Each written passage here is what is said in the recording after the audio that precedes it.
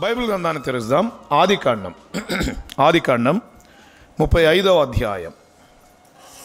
ఆదికాండం 35వ అధ్యాయాన్ని చదువుకుందాం. 1 నుండి 3 వరకున్న వచనాలు మనం చదువుదాం. ఆదికాండం 35వ అధ్యాయం 1 నుండి 3 వరకున్న వచనాలు.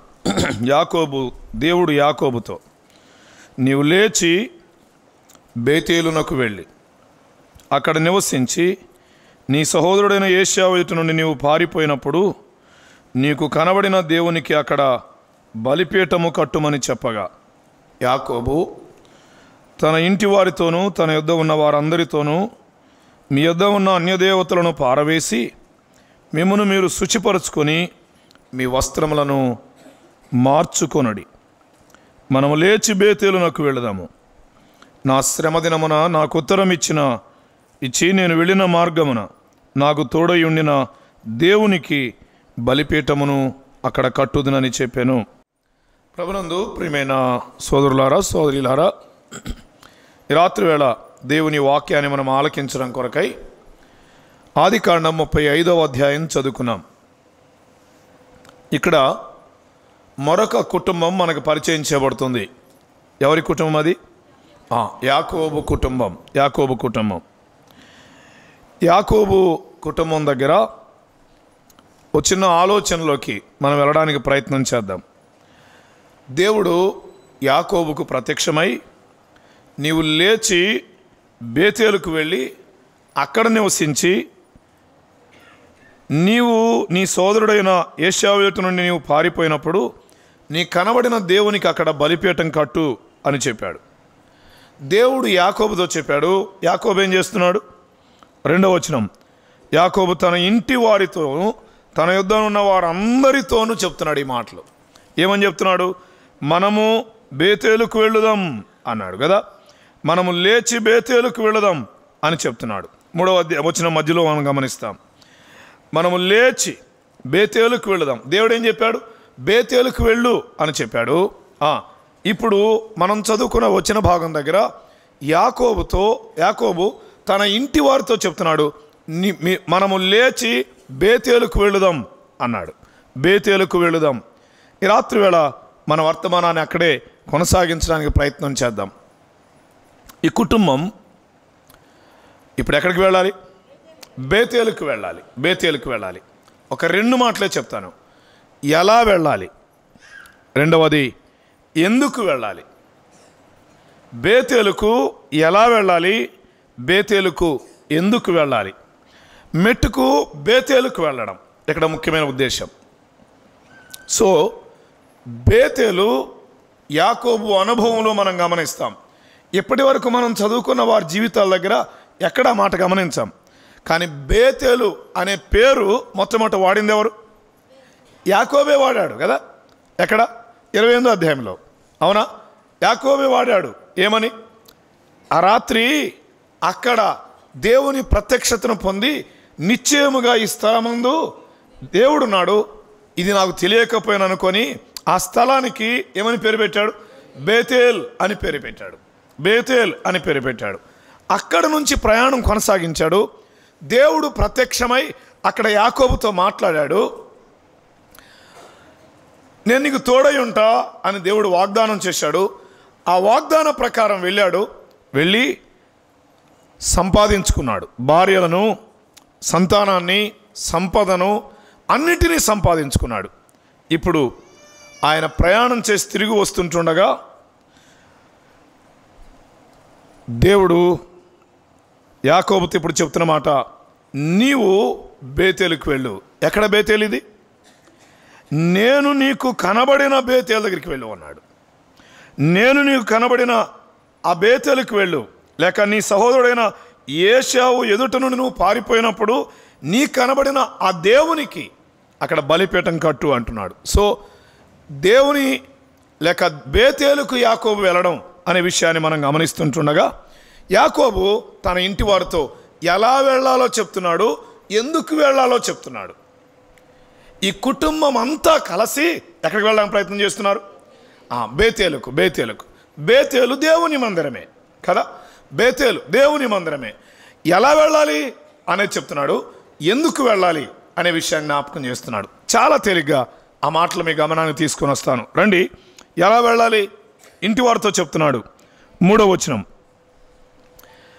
నా యొద్ద ఉన్న వారందరూ ఇంటి వారితోనూ తన యొద్ద ఉన్న వారి తనందరితోనూ మీ యొద్ద ఉన్న అన్య దేవతలను పారవేసి. అక్కడ 3 మాటలు చెప్పాడు. 1 పారవేసి, 2 మిమ్మును మీరు శుచిపరచుకొని, 3 మీ వస్త్రములను మార్చుకొనుడి అన్నాడు. ఎలా వెళ్ళాలో 3 విషయాలు పరిచయం చేశాడు అక్కడ. అర్థమైందా? బేతేలుకు వెళ్ళడానికి అవసరమైన 3 మాటలు జ్ఞాపకం చేశాడు. ఒక రకంగా చెప్పాలంటే ఈ భాగంలో యాకోబు కుటుంబంలో దేనికి ప్రాధాన్యత కలుగుతుంది? పరిశుద్ధతకు ప్రాధాన్యత కలుగుతుంది. బలిపీఠాన్ని సమీపించడానికి ముందు పరిశుద్ధతకు ప్రాధాన్యత ఉంది. అలాగైతే కుటుంబాలలో పరిశుద్ధతకు ప్రాధాన్యత ఉండాలి. బేతేలు అనుభవం ఉన్న కుటుంబాలకు, అనగా దేవుని మందిరం అలవాటున్న కుటుంబాలకు, దేవుని ఎరిగిన కుటుంబాలకు పరిశుద్ధత కుటుంబాలలో ప్రాధాన్యమైనదిగా ఉండాలి. పరిశుద్ధత ఉండాలి అనే విషయాన్ని మనం గమనిస్తుంటుండగా ఇప్పుడు ఆయన మాట్లాడుతున్నాడు.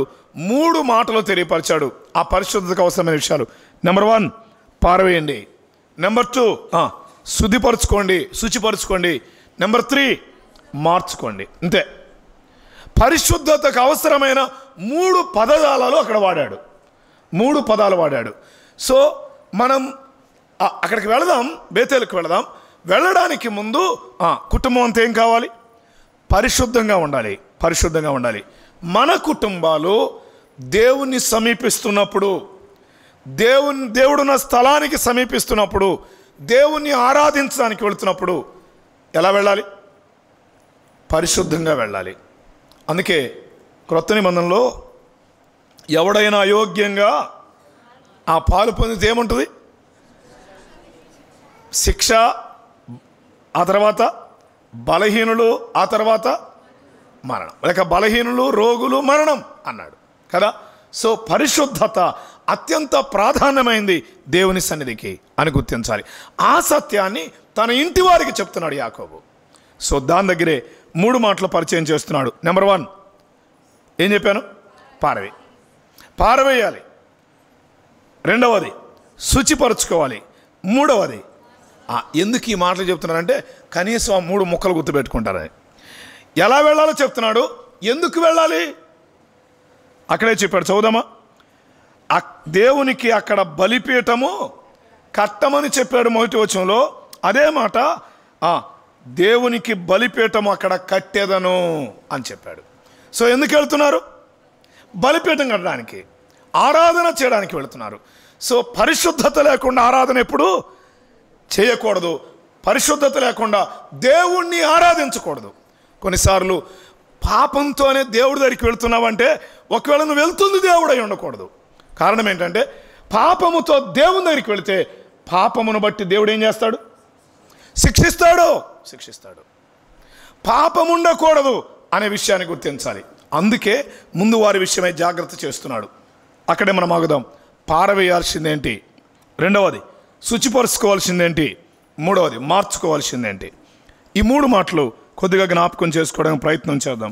మొదటిది పారవేయాలి. ఏం పారవేయాలి? బేతేలుకు వెళ్ళడానికి వారు పరిశుద్ధపరచుకునే క్రమములో పారవేయవలసినవి ఉన్నాయి. పారవేయాలి. ఇక్కడ అన్నాడు అన్య దేవతలను పారవేయాలి, అన్యమైన వాటిని పారవేయాలి అన్నాడు. మన బాడీలో ఫారిన్ది అంటే మన బాడీకి సంబంధించింది ఏది మన బాడీ ఉంచుకోదు. ఏం చేస్తుంది? అది బయటికి పారేస్తుంది, బయటికి పంపించింది. సముద్రంలో పడింది ఏదైనా ఏం చేసింది? దాన్ని ఉపయోగించుకో, దానికి ఉపయోగపడదు, దానిలో ఉంచుకోలేనిది ఏది కూడా అందులో ఉండదు, బయటికి నెట్టేసింది. అర్థమైందా? అలాగైతే రాత్రి వేళ వినండి, పారవేయవలసిన వాటిని పారవేయాలి. బేతేలుకు వెళ్ళడానికి, లేక దేవుణ్ణి ఆరాధించడానికి వెళ్ళడానికి, దేవుని దగ్గరికి వెళ్ళడానికి, నా మాట అర్థం చేసుకోండి, దేవుని దగ్గరికి వెళ్ళడానికి, దేవునికి బలిపీఠం కట్టడానికి పరిశుద్ధత అవసరం. పరిశుద్ధత లేకుండా ఎవడు దేవుని దగ్గరికి రాలేడు. పరిశుద్ధత లేకుండా ఎవడు దేవుని సమీపించలేడు. పరిశుద్ధత లేకుండా దేవునికి ఇష్టడైనట అసాధ్యం అన్నాడు. ఎన్నటన్నటికి పరిశుద్ధత దేవుని మందిరానికి అనుకూలం అన్నాడు. సో పరిశుద్ధతకు మొదటిది పారవేయాల్సింది అన్యమైన వాటిని. ఇక్కడ ఆ పదం మనం గమనిస్తాం. కానీ దినవృత్తాంతముల 2వ గ్రంథానికి వెళదాం. చాలా తేలిగ్గా ఆలోచించేద్దాం. దినవృత్తాంతముల 2వ గ్రంథం 29వ అధ్యాయం. దినవృత్తాంతముల 2వ గ్రంథం 29వ అధ్యాయం వచనం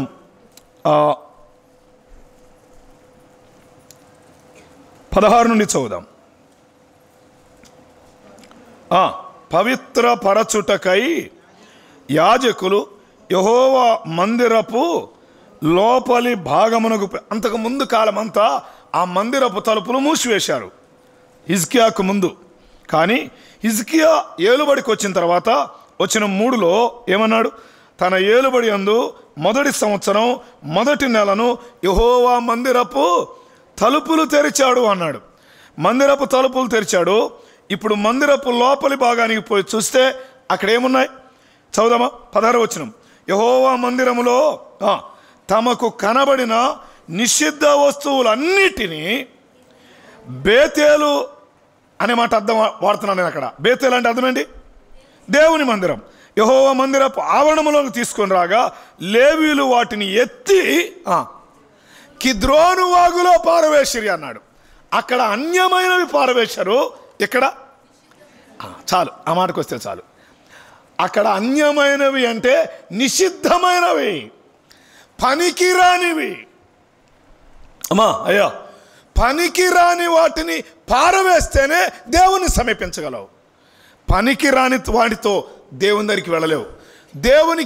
దేవుని సన్నిధికి పనికిరానివి, దేవుడు అంగీకరించలేనివి, నిషిద్ధమైనవి దేవుని మందిరానికి, బేతేలుకు లేక దేవుని మందిరానికి, దేవుని ఆరాధించడానికి నిషిద్ధమైనవి, పనికిరానివి ఏం చేయాలి? పారవేయాలి. ఎత్తి కిద్రోను వాగులో పారవేసిరి అన్నాడు. సో ఈ రాత్రి వేళ నిషిద్ధమైన వాటిని, నిష్ప్రయోజనమైన వాటిని, పనికిరాని వాటిని, పనికి మాలిన వాటిని, అసహ్యమైన వాటిని పారవేయాలి. అవి దేవునికి నిషిద్ధం, దేవుని మందిరానికి నిషిద్ధం, దేవుణ్ణి ఆరాధించడానికి నిషిద్ధం. ఇంకో రకంగా చెప్పాలంటే దేవుణ్ణి సమీపించడానికి నిషిద్ధం. అవి పనికిరావు. దేవునికి ఏమి నిషిద్ధం? దేవునికి ఏమి అసహ్యం? చదువుదామా? జకరియా గ్రంథం.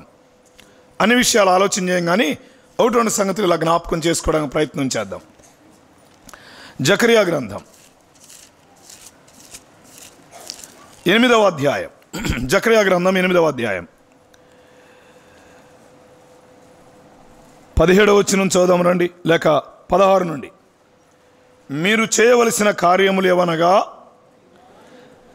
ప్రతివాడు తన పొరుగువానితో సత్యమే మాట్లాడవలెను, సత్యమును బట్టి సమాధానకరమైన న్యాయమును బట్టి మీ గుమ్మములలో తీర్పు తీర్చవలెను.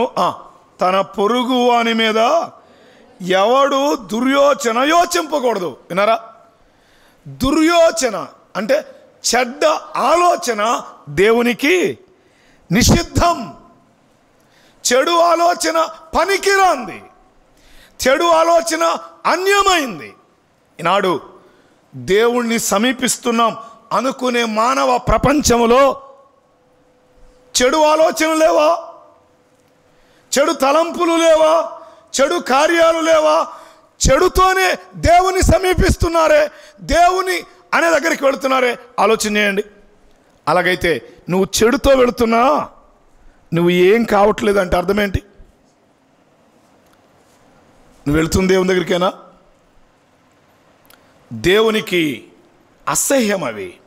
దుర్యోచన అసహ్యం, అబద్ధ ప్రమాణం అసహ్యం. ఆ మాట చెప్పాడు చూడండి 10వ వచనంలో. తన పొరుగు వాని మీద ఎవడును దుర్యోచన యోచింపకూడదు, అబద్ధ ప్రమాణము చేయ ఇష్టపడకూడదు. ఇట్టివన్నీ దేవునికి అసహ్యం. సో దేవుని మందిరానికి అసహ్యం, దేవునికి అసహ్యం, దేవుడు అంగీకరించలేడు. ఈ నిషిద్ధమైనవి తీసివేయాలి. చాలా ఉన్నాయి లేఖనాల్లో. అబద్ధాలు అసహ్యం దేవునికి, గర్వం హేయమైనకి, దుర్యోచన నిషిద్ధం దేవుని దగ్గరికి. సో వీటన్నిటినీ తీసివేయాలి. అక్కడ అక్షరార్థంగా అన్యమైన వాటిని లేక అన్య దేవతలను పారవేసి అనే మాట జ్ఞాపకం చేశాడు. నిజమే, దేవుని దగ్గరికి సమీపిస్తున్నప్పుడు అన్యమైన వాటితో మనకు సంబంధం ఉండకూడదు అని జ్ఞాపకం చేస్తున్నాడు.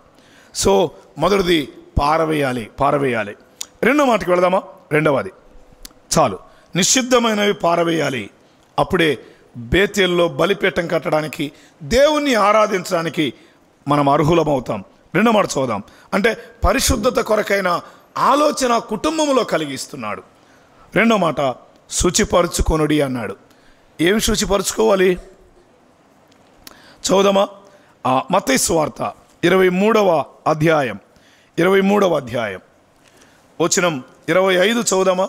23:25 అయ్యో వేషధారులైన శాస్త్రులారా, పరిసయ్యులారా, మీరు గిన్నెయు పళ్ళెమును వెలుపట శుద్ధి చేయుదురు. జాగ్రత్త గమనించాలా. శుచిపరుచుకొనుట అనే పదం శుద్ధి చేయబడుట అనే అర్థంలో వాడబడింది. అర్థమవుతుందా? మీరు గిన్నెయు పళ్ళెమును ఎక్కడ శుద్ధి చేస్తున్నారు? వెలుపట, బయట శుద్ధి చేస్తున్నారు. కానీ లోపల దోపు, అజితేంద్రియత్వము వాటితో నిండిపోయింది. గ్రుడ్డి పరిసయ్యుడా, గిన్నెయు పళ్ళెమును వెలుపట శుద్ధి అగునట్టుగా ముందు వాటి లోపల శుద్ధి చేయి. శుచిపరచబడాల్సింది ఎక్కడ? అంతే, లోపల శుచిపరచబడాలి. బయట శుచిపరచబడుతున్నాయి చాలాసార్లు. ఆత్మశుద్ధి లేని ఆచారం అది అలా, పాత్ర శుద్ధి లేని పాకమే అలా. తెలుసు కదా, పాత్ర శుద్ధి లేకుండా పాకం చేస్తే తినగలుగుతామా? ఆత్మశుద్ధి లేని ఆచారం కూడా అటువంటిదే. అర్థమవుతుందా? ఆత్మశుద్ధి లేని ఆచారాలు అయిపోయాయి. అంటే అంతరంగంలో శుద్ధి చేయలేదు, పైకి మాత్రం శుద్ధిగా కనబడుతున్నాం. చక్కగా తలస్నానం చేస్తాం, చక్కగా బట్టలు వేసుకుంటాం, చాలా శుభ్రంగా ఉంటాం. కానీ లోపలంతేముంది? దోపుతో, అజితేంద్రియత్వంతో, అసహ్యమైన వాటితో అంతరంగం నిండిపోయింది. కాబట్టి ఇప్పుడు శుద్ధి చేయబడవలసింది లోపల. అమ్మాయ్యా, లోపల. ఎందుకు లోపల శుద్ధి చేయబడాలి? మార్క్స్ వార్త దీని తర్వాతే ఉంటుంది కదా, 7వ అధ్యాయం. లోపల అంటే ఏంటో, ఏం శుద్ధి చేయబడాలో చూపిస్తాడు అక్కడ. మార్క్స్ వార్త 7వ అధ్యాయం వచనం 19 లేక 20 చదువుదాం. 20 చదువుదాం. మనుష్యుని లోపలి నుండి శుద్ధి చేయబడాల్సింది ఎక్కడ? లోపల. ఎవరి లోపల? ఇంటి లోపల, మనుషుల లోపల. మనకి ఇంటి శుద్ధి తెలుసు బాగా. ఇంటి శుద్ధి స్త్రీలు పాపం రుద్దుతూ ఉంటారు కదా. ఇల్లు పాపం శుద్ధి చేయడానికి ఎంత ప్రయత్నం చేస్తారు. లోకంలో ఒక సామెత ఏంటంటే, ఇల్లు చూడు, మీకు కూడా తెలుసా, మీ ఊర్లో కూడా ఉందా? ఇల్లు చూడు, ఇల్లాలు చూడు. అందుకని పాపం ఎక్కడ బాధపడాల్సి వచ్చిందో అని ఒకటే శుభ్రం చేస్తూనే ఉంటారు. పాపం కొంతమంది స్త్రీలు అయితే మధ్యాహ్నం 12 దాకా చేస్తూనే ఉంటారు తినకుండా. అవునా? శుద్ధి కొంతమందికి ఇంటి శుద్ధి తెలుసు, ఇంకేం తెలుసు? ఒంటి శుద్ధి తెలుసు, పంటి శుద్ధి తెలుసు. కాల్గేట్ వాడతాం కదా, అలా క్లోజప్ వాడతాం. దేనికి? పంటి శుద్ధికి. వస్త్ర శుద్ధి తెలుసు, బట్టల శుద్ధి తెలుసు. కానీ విచిత్రం ఏంటంటే, ఇవన్నీ బయటవి మాత్రమే కాదు, ఇంటి లోపల శుద్ధి చేయడం కాదు. శుద్ధి చేయబడాల్సింది అక్కడ. మాట చదువుదామా? మనుషుని లోపలి నుండి బయలు వెళ్ళున్నది మనుషుని అపవిత్రపరిచింది. కాబట్టి లోపలి నుండి లేక లోపల శుద్ధి చేయబడాలి. అనగా మనుషుల హృదయం శుద్ధి చేయబడాలి. వింటున్నారా? లోపలంటే ఎక్కడ శుద్ధి చేయబడాల్సింది? మనుషుని హృదయం. మా నాన్నగారు ఉన్నప్పుడు మాకు ఒక వెహికల్ ఉండేది, క్వాలిస్ అని. ఆ వెహికల్ ఎక్కడికైనా వెళ్ళడానికి మా వాళ్ళు అప్పుడప్పుడు ఏం చేస్తారంటే పిల్లలిద్దరు కలిసి కడుగుతూ ఉంటారు. మా నాన్న వెళ్ళి కాసేపు నుంచొని, రే కార్లు కాదురా శుద్ధి చేసుకోవాల్సింది, మీ హృదయం శుద్ధి చేసుకోండి అనేవాడు. శుభ్రం చేసుకోవడం తప్పని కాదు, ఆయన ఆలోచన ఏంటంటే ఇది కాదు, హృదయం శుద్ధి చేసుకోండి అని చెప్తున్నాడు. వింటున్నారా? ఈనాడు చాలామంది లోకంలో అన్ని రకాల శుద్ధి తెలుసు, కానీ హృదయ శుద్ధి తెలియదు. హృదయ శుద్ధి కావాలి. శుద్ధి కావాల్సింది లోపల, బయట కాదు శుద్ధి. పై పైవన్నీ ఉన్నాయి, పై మెరుగులు ఉన్నాయి, అంతరంగం అంతా దోపుతో నిండిపోయింది. సమాధి పైన ఎన్ని రంగులేసినా, ఎంత కడ్డీలు పెట్టినా లోపలేముంది? చచ్చిందే కదా, లోపలంతా ఏముంది? దుర్వాసనే కదా. కాబట్టి మానవ హృదయం అంతా చెడిపోయింది. అక్కడ అందుకే చెప్తాడు, చదువుదామా, లోపల శుద్ధి కావాలి. ఎక్కడ? హృదయములో. అమ్మా, మనిషివైతే నీకు హృదయం ఉంది, నీ హృదయంలో శుద్ధి కావాలి. చదువుదామా, మనుషుల హృదయంలో నుండి దురాలోచనలు, జారత్వములు, దొంగతనములు, నరహత్యలు, వ్యభిచారములు, లోభములు, చెడుతనములు, కృత్రిమములు, కామవికారములు, మత్సరము, దేవదూషణ, అహంభావము, అవివేకము వచ్చును. ఈ మంచివన్నీ ఇవన్నీ ఉంటే ఎంత బాగుండేది. ఏమన్నాడు? అరే రే రే ఇవన్నీ అంట చెడ్డయి ఎక్కడున్నాయి? లోపల ఉన్నాయి. కాబట్టి ఈ లోపల శుద్ధి కావాలి. ఒకసారి నమ్మిన వారి కొరకు ఈ మాట చెప్తాను. నీవు నేను హృదయాలు శుద్ధి చేయబడిన వారమైతే మరలా అపవిత్రత లోపల లేకుండా జాగ్రత్త పడాలి. ప్రభువును ఆరాధించే మనం ఏమాత్రమైన అంతరంగంలో అపవిత్రత లేకుండా జాగ్రత్త పడాలి. కానీ శుద్ధి చేయబడాల్సింది ఎక్కడ? లోపల. ఈ కోడికలు ఇంకా హృదయంలో శుద్ధి చేయబడకుండా ఉంటే ఇదే మిక్కిలి అనుకూలమైన సమయం. హృదయం శుద్ధి చేయబడాలి. హృదయం శుద్ధి చేయబడాలి. ఎలా శుద్ధి అయ్యిద్ది? హెబ్రీ పత్రిక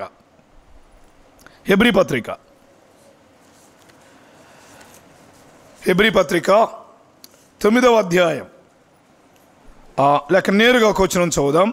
9వ అధ్యాయంలోని 22వ వచనం చదువుదాం.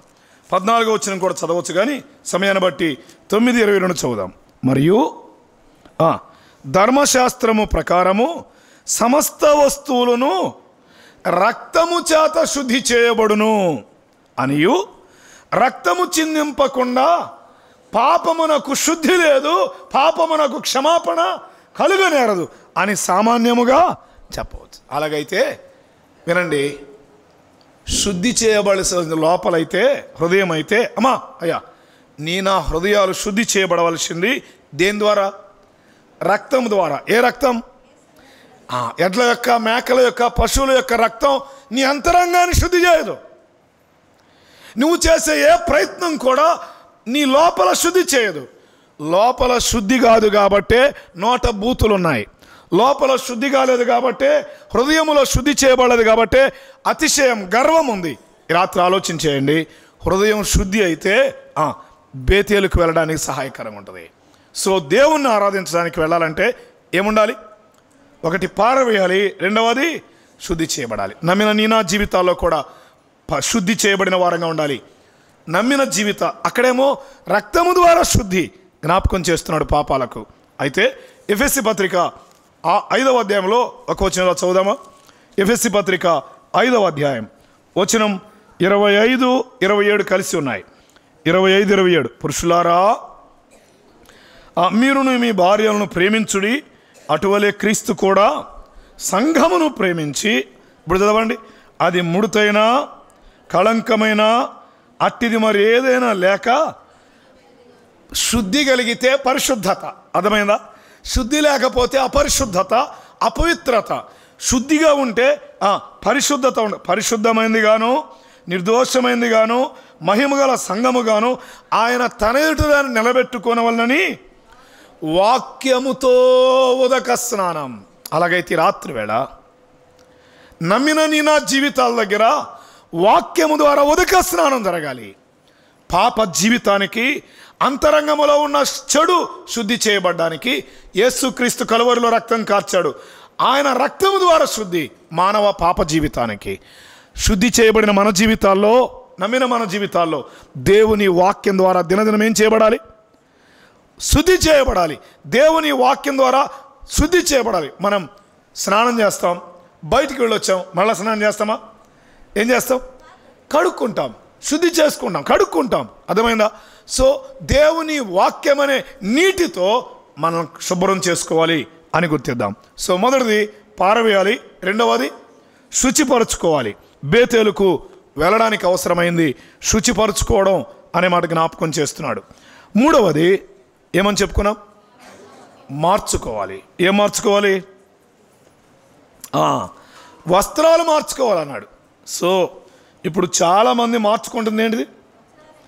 వస్త్రాలే. బైబిల్లో వస్త్రాలు అనే దగ్గర పాత నిబంధనలో అక్షరార్థంగా వాడబడినట్లున్నా అక్షరం చంపిద్ది, ఆత్మ జీవింపజేసింది.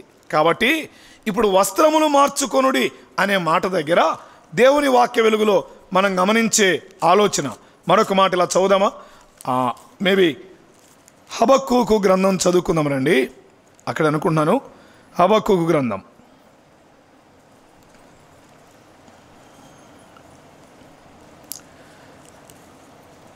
హబక్కూకు గ్రంథములో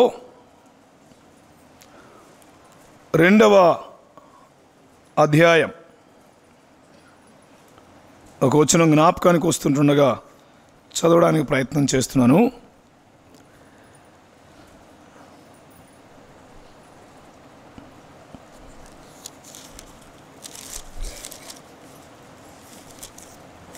సరే, హబక్కూ గ్రంథములో 2వ అధ్యాయం ఒక మాట ఇక్కడ చదువుదాం, మరొక వచనం కావాలి.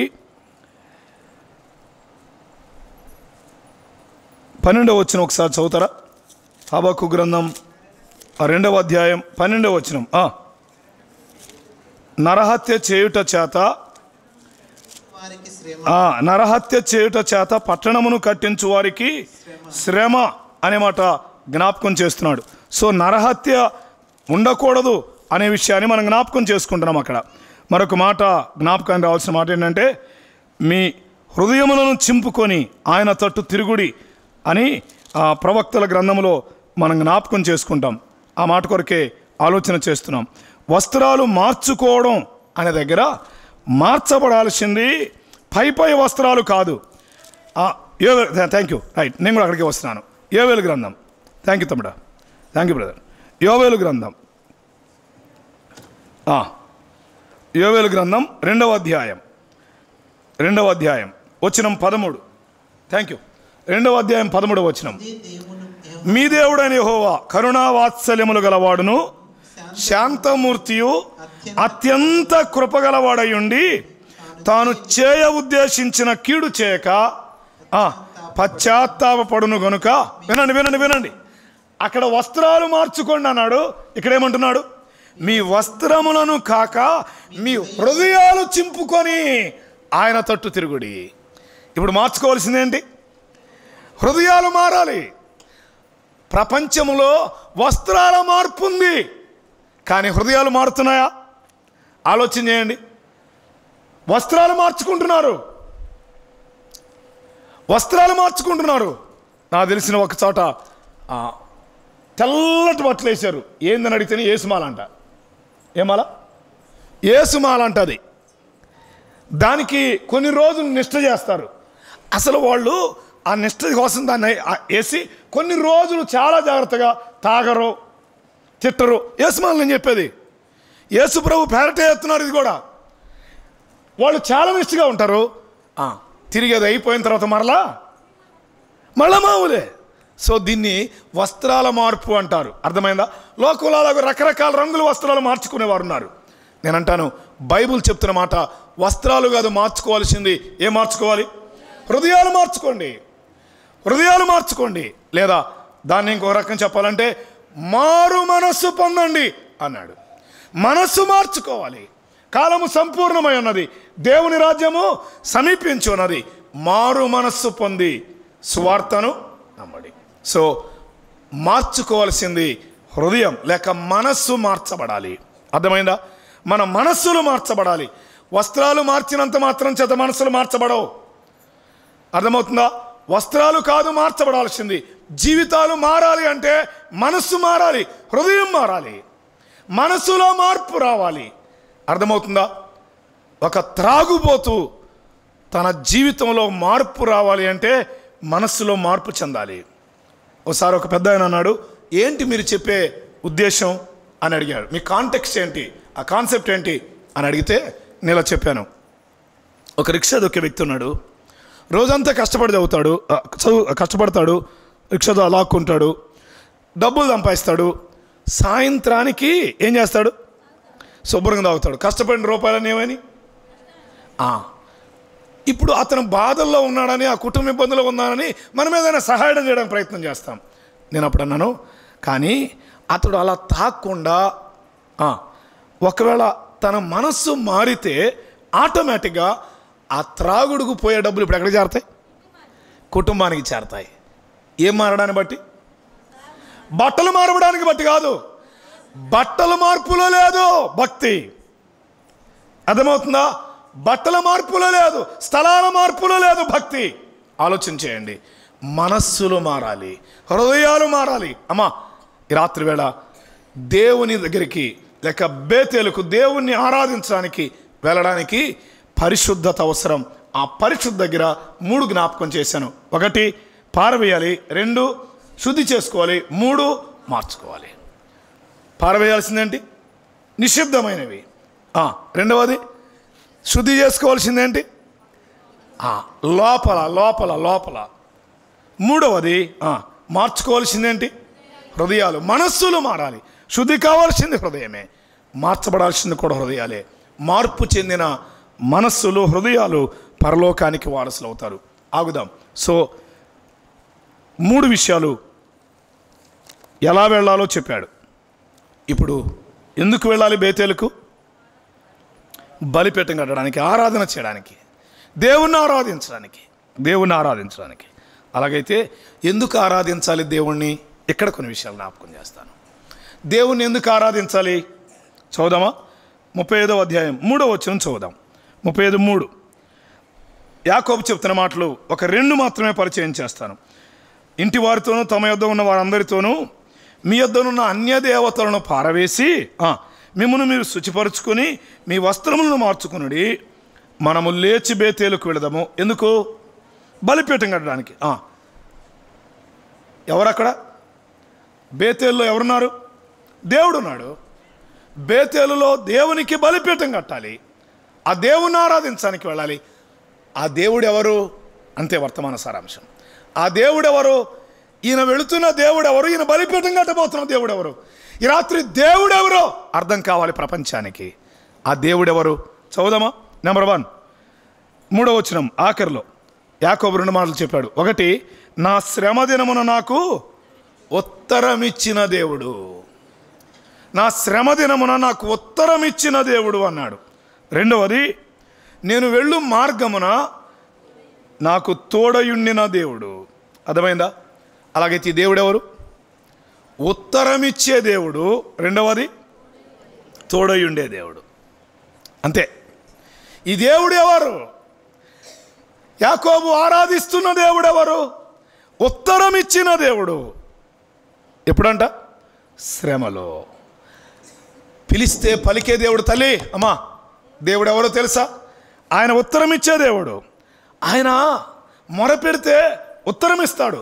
ఆపత్కాలమందు మీరు నాకు మొరపెట్టండి, నేనేమిస్తాను? ఉత్తరం ఇచ్చేదను అన్నాడు. అర్థమైందా? ఆయన ఉత్తరం ఇస్తాడు. ఆ దేవుడు ఉత్తరం ఇచ్చే దేవుడు. అవును, శ్రమ దినాన ఉత్తరం ఇచ్చిన దేవుడు. యాకోబు ఎప్పుడు శ్రమ ఎదుర్కొన్నాడు? అక్కడే చెప్పాడు. 1వ వచనం ఏమన్నాడు? నీ సహోదరుడైన ఏశావు ఎదుట నుండి, అవును, శత్రువుగా మార్చబడిన ఏశావు అన్నదమ్ముడే, కానీ కత్తి పట్టుకున్నాడు, తమ్ముడు చంపాలనుకున్నాడు. ఆ శ్రమ దినాన పారిపోతున్నప్పుడు దేవుడు ఆయనకి ఏమిచ్చాడు? ఉత్తరం ఇచ్చాడు. దేవుడు ఆయనకు ఉత్తరం ఇచ్చాడు. నిజమే, శ్రమలో ఉన్న వారికి ఉత్తరం ఇచ్చే దేవుడు. శ్రమలో ఆయనకు మొరపెడితే ఆయన వారికి ఉత్తరం ఇస్తాడు. నిర్గమకాండం 3వ అధ్యాయం 2వ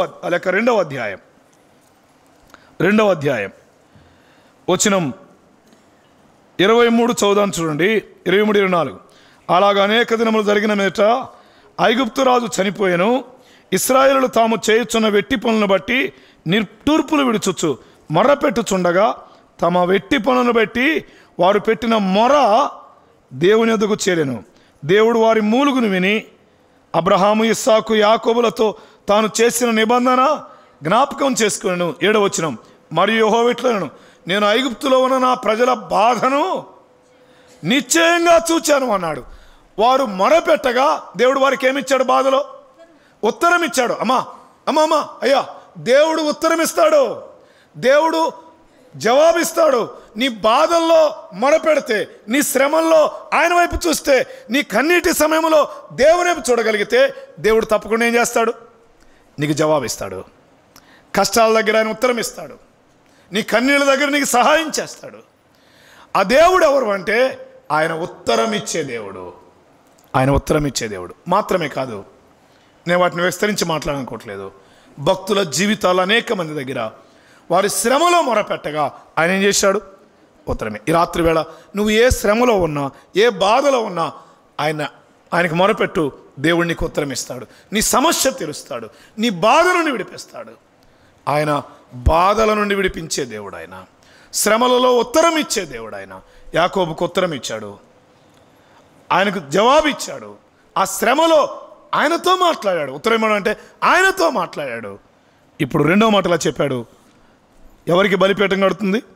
ఒకటి, నాకు ఉత్తరం ఇచ్చిన దేవునికి. రెండవది, నాకు తోడై. అలాగైతే దేవుడు తోడై ఉండే దేవుడు. అయిపోయింది వర్తమానం. తోడై ఉండే దేవుడు. అయ్యా, తోడై ఉండే దేవుడు ఈయన. అర్థమవుతుందా? దేవుడు తోడుగా ఉంటాడు. యోసేపు అన్నల చేత ద్వేషించబడి, ఇష్మాయేలులకు అమ్మవేయబడి, ఐగుప్తు ఇంట పోతేఫరు ఇంట దాసుడుగా ఉండగా 39వ అధ్యాయం దగ్గర రాయబడిన మాట ఏమిటి?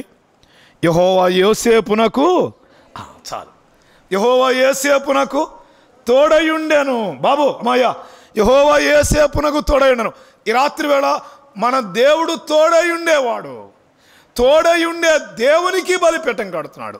ఆయన ప్రయాణంలో యాకోబుకు దేవుడు తోడై ఉన్నాడు. ఒంటరిగా వెళుతూ ఉంటుండగా, బాధతో వెళుతుంటుండగా, శ్రమలో ముందుకు సాగుతుంటుండగా దేవుడు అన్నాడు, నేను నీకు తోడై ఉంటా అన్నాడు. తోడై ఉన్నాడా లేదా? తోడై ఉన్నాడు. అభివృద్ధి ఇచ్చాడు, ఆశీర్వాదం ఇచ్చాడు, సంతానం ఇచ్చాడు, సంపద ఇచ్చాడు, అన్నీ ఇచ్చాడు. దేవుడు తోడై ఉంటే అన్నీ కలుగజేస్తాడు. ఈ రాత్రి మన దేవుడెవరు? తోడై ఉండే దేవుడు. క్రొత్త నిబంధన వెలుగులో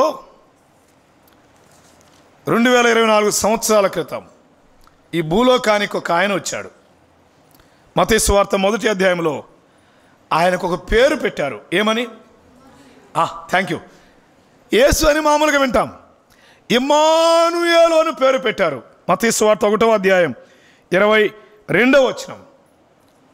ఆమె ఇదిగో కన్యక గర్భవతి కుమారుని కనును, ఆయనకు ఇమ్మానుయేలను. అలాగైతే రాత్రి వేళ ఇమ్మానుయేలను పేరునకు భాషాంతరమున దేవుడు మనకు తోడు. అలాగైతే యేసుక్రీస్తు ప్రభు వారి లోకానికి వచ్చింది అమ్మాయ్యా మతాన్ని స్థాపించడం కాదు, నీకు తోడుగా ఉండడానికి. యేసుక్రీస్తు లోకానికి వచ్చింది కులాల స్థాపన కొరకు కాదు, నీకు తోడై ఉండడానికి. నీకు తోడై ఉండడానికి. ఆయన తోడై ఉండడానికి మానవ జీవితాల్లో ఒకటి అడ్డుగా వచ్చింది, అదే పాపం కదా. అందుకే పై భాగంలో ఏమని చెప్పాడు? ఆమె యొక్క కుమారుని కనును, తన ప్రజలను వారి పాపముల నుండి ఆయనే రక్షించును కనుక ఆయనకేమని పేరు? యేసు. అలాగైతే యేసు అనే ఆ రక్షకుని ద్వారా మన పాపముల నుండి రక్షింపబడితే ఇప్పుడు ఆయన మనకేమై ఉంటాడు? అంతే. పాపంతో ఉంటే దేవుడు తోడై ఉన్నాడు. దేవుడు తోడై ఉండాలి అంటే పాపం పరిహరించబడాలి. పాపాన్ని ఎవరు తీసివేయగలరు? ఆయనే రక్షకుడు. పై వచ్చిన 21లో తన ప్రజల నుండి వారి పాపముల నుండి ఆయనే. ఈ రాత్రి వేళ యేసుక్రీస్తు ఇమ్మానుయేలుగా ఉన్నాడు, తోడై ఉంటాడు. అయితే అదే సమయంలో ఆయన పాపం నుండి రక్షించేవాడు. పాపములో ఉన్న వారికి దేవుడు తోడై ఉన్నాడు. గుర్తుపెట్టుకోండి, పాపములో ఉన్న వారికి దేవుడు తోడుగా ఉన్నాడు. మరి ఎవరికి తోడుగా ఉంటాడు? పాపముల నుండి రక్షించబడిన వారికి, పాపముల నుండి విడిపించబడిన వారికి ఈ రాత్రి వేళ నీ పాపముల నుండి విడిపించి నీకు తోడై ఉండాలని ఆ పరాత్పరుడైన దేవుడు ఈ లోకానికి యేసుక్రీస్తుగా కుమారునిగా జన్మించాడు. మనందరి పాపములకు రావలసిన శిక్ష ఆయన భరించాడు. చెల్లి, తమ్ముడు, అమ్మాయ, ఈ రాత్రి మాట గమనిస్తావా? దేవుడు నీకు తోడుగా ఉండాలని కోరుకుంటే దేవుడు నీతో ఉండకుండా అడ్డొచ్చింది నీ కులం కాదు, నీ అందం కాదు, నీ డబ్బు కాదు. ఏదో అడ్డొచ్చింది? పాపమే. యెషయా గ్రంథంలో జ్ఞాపకం చేశాడు, మీకును మీ దేవునికి మీ దోషములు అడ్డుగా వచ్చాయి అన్నాడు. అలాగైతే రాత్రి వేళ దోషాలు అడ్డుగా వచ్చాయి, దోషాలు అడ్డుగా వచ్చాయి, పాపం అడ్డుగా వచ్చింది. ఈ పాపం పరిహరించబడితే తప్ప దేవుడు మానవునికి ఏమై ఉన్నాడు? తోడే. ఇమ్మానుయేలుగా ఆయన రాత్రి నీతో రావడానికి ఇష్టపడుతున్నాడు, నీ తోడుగా ఉండడానికి ఇష్టపడుతున్నాడు, నీతో రావడానికి ఇష్టపడుతున్నాడు. అమ్మాయ్యా, ఆయన తోడుగా తీసుకుంటావా? ఆయన నీతో ఉండాలంటే నీ జీవితంలో నా పాపం పరిహరించబడాలి. ఆ పాపం పరిహరించడానికే, నీకు రక్షణ ఇవ్వడానికే దావీదు పట్టణమందు నేడు రక్షకుడు మీ కొరకు పుట్టి ఉన్నాడు. ఈయన ద్వారా ప్రజలందరికీ ఏముంది? సంతోషం ఉంది. ఎలాగూ? పాపం నుండి విడుదల పొందడం ద్వారా, పాపము నుండి విమోచించబడడం ద్వారా, పాపం నుండి రక్షించబడడం ద్వారా మానవ పాపము నుండి విడుదల కలుగుతుంది. ఆయన నీకు తోడై ఉంటాడు. ఈ రాత్రి యాకోబుకు తోడై ఉన్న దేవుడు నీకు తోడై ఉండడానికి ఇష్టపడుతున్నాడు. మత్తయి సువార్త 28వ అధ్యాయంలో మీరు సర్వలోకానికి వెళ్ళండి, సమస్త జనులను శిష్యులుగా చేయండి. ఆ మాట వింటున్నారా? శిష్యులుగా చేయండి అని చెప్పి తర్వాత అన్నాడు, ఇదిగో యుగ సమాప్తి వరకు సదాకాలము నేను మీతో కూడా ఉన్నాను అన్నాడు. అంటే దాని అర్థం ఏంటి? సదాకాలం ఆయన మనతో ఉండడానికి ముందుగా జరిగిందేంటి? శిష్యులుగా చేయబడ్డాం. శిష్యులుగా చేయబడాలంటే ఏం చేయబడాలి? పాపముల నుండి విడిపించబడాలి. ఈ రాత్రి మానవ జీవితంలో దేవునికి మానవునికి అడ్డొచ్చింది పాపమని తేటగా మరలా చెప్తున్నాను. ఆ పాపము నుండి విడుదల పొందితే ప్రభువు నిన్ను రక్షిస్తాడు. ఆ పాపం నుండి రక్షించబడితే దేవుడు నీకు తోడై ఉంటాడు, నీ కుటుంబానికి తోడై ఉంటాడు, నీ కుటుంబంలో దేవుడు నీ ఘనమైన కార్యాలు జరిగిస్తాడు. ఇప్పుడు నరసింహరావు అన్న ఈ రాత్రి కూడికి ఏర్పాటు చేసుకున్నారు. వారి జీవితంలో పాపము నుండి ఏం చేయబడ్డారు? విడుదల పొందారు. రక్షకుడైన యేసు ప్రభు ద్వారా పాప క్షమాపణ పొందారు. ఈరోజు వారికి దేవుని తోడుంది. వారి బంధువులకు ఎవరైనా కూడికలో ఉంటే వారికి ఉన్న తోడు మీకు కూడా ఉంటుంది, వారికి ఉన్న అభివృద్ధి మీకు కూడా ఉంటుంది. దేవుని తోడు మీకు ఉంటుంది. ఎప్పుడో తెలుసా? పాపం నుండి విమోచించబడితే, పాపం నుండి రక్షించబడితే. ఈ రాత్రి నీ పాప రక్షణ కొరకై, లేక నీ పాపం నుండి రక్షించడం కొరకై, సర్వమానవాళి పాపం నుండి రక్షించడం కొరకై పాపము లేని యేసు ప్రభువారు కలువరి శిలువలో రక్తం కార్చి ప్రాణం పెట్టి సమాధి చేయబడి తిరిగి లేపబడ్డాడు. ఆ ప్రభునందు విశ్వాసం ఉంచితే చాలు. బైబిల్ చెప్పిన మాట, ప్రభు అయిన యేసునందు విశ్వాసముంచుము అన్నాడు. చాలు. విశ్వాసం ఉంచితే నీకు రక్షణ, నీ ఇంటి వారికి కూడా రక్షణ. ఈ రాత్రి యాకోబు తన ఇంటి వారితో చెప్తున్న మాట, మనం బేతేలుకు వెళదాం. ఎలా వెళ్ళాలి? పరిశుద్ధంగా వెళ్ళాలి. ఎందుకు వెళ్ళాలి? దేవుణ్ణి ఆరాధించడానికి వెళ్ళాలి. సో ఆ కుటుంబం దేవుణ్ణి ఆరాధించడానికి ముందుగా దేనికి ప్రాధాన్యత ఇస్తుంది? పరిశుద్ధతకు ప్రాధాన్యత ఇస్తుంది. మన కుటుంబాల్లో పరిశుద్ధతను కాపాడుకుంటే, పరిశుద్ధతకు ప్రాధాన్యత ఇస్తే దైవ భక్తి మన కుటుంబాలలో తప్పక ఉంటుంది. పరిశుద్ధత కావాలంటే పారవేయవలసిన వాటిని ఏం చేయాలి? పారవేయాలి. రెండవది శుద్ధిపరచుకోవాలి. దేవుని వాక్యం ద్వారా శుద్ధి కలిగి ఉండాలి. మూడవది మార్పు చెందాలి. మీ మనస్సులో మారి నూతన మగుట వలన, ఎవరికి చెప్పాడు ఈ మాట? నమ్మిన వారికే. రోమపత్రిక 12వ అధ్యాయంలో. సో మన జీవితాలు మార్పు చెందిన మన జీవితాల్లో కూడా మారు మనసు పొందాలి. కానీ నమ్మని వారు ఉంటే రాత్రి వేళ ఆలోచించేయండి. బట్టలు కాదు మారాల్సింది, బ్రతుకులు మారాలి. స్థలాలు కాదు మారాల్సింది, అంతరంగాలు మారాలి, మనస్సు మారాలి. దానికి బైబిల్ ఇచ్చిన నిర్వచనం మారు మనసు పొందండి. మారు మనసు పొందండి.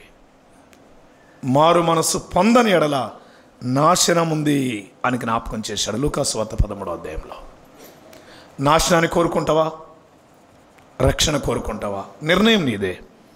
ఈ మాట చెప్పమన్నాడు యేసు ప్రభు. చెప్తున్నాం. ఆ దేవుడు ఎందుకు ఆ దేవునికి బలిపీఠం కడుతున్నాడు అంటే ఆయన శ్రమలో ఏమై ఉన్నాడు, ఏం చేశాడు? ఉత్తరం ఇచ్చాడు. రెండవది ఆయన తోడై ఉన్నాడు. ఉత్తరం ఇచ్చిన దేవుడు, తోడై ఉండే దేవుడు. ఈ రాత్రి నువ్వు వచ్చావు దేవుని మందిరానికి, ఒకవేళ బంధువుగా నరసింహన్న పిలిచాడేమో, మంచిది, దేవునికి స్తోత్రం రావడం. నువ్వు వచ్చి ఇంటికి వెళుతుంటుండగా దేవుడు నేను నీతో కూడా వస్తానంటున్నాడు, నీతో ఉండడానికి ఇష్టపడుతున్నాడు, నీ కుటుంబంలో ఉండడానికి ఇష్టపడుతున్నాడు. కానీ అడ్డొచ్చిందేంటి? పాపం. ఈ రాత్రి ఆ పాపములు పరిహరించగలిగిన వాడు ప్రభు అయిన యేసుక్రీస్తు వారు మాత్రమే. ఆయన రక్తం మాత్రమే పాప క్షమాపణ కలుగజేసింది. పాపం పరిహరించబడితే నీ అంతరంగంలో నుండి నువ్వు మారు మనసు పొందితే దేవుడు నీకు తోడై ఉంటాడు. ఎంతవరకు?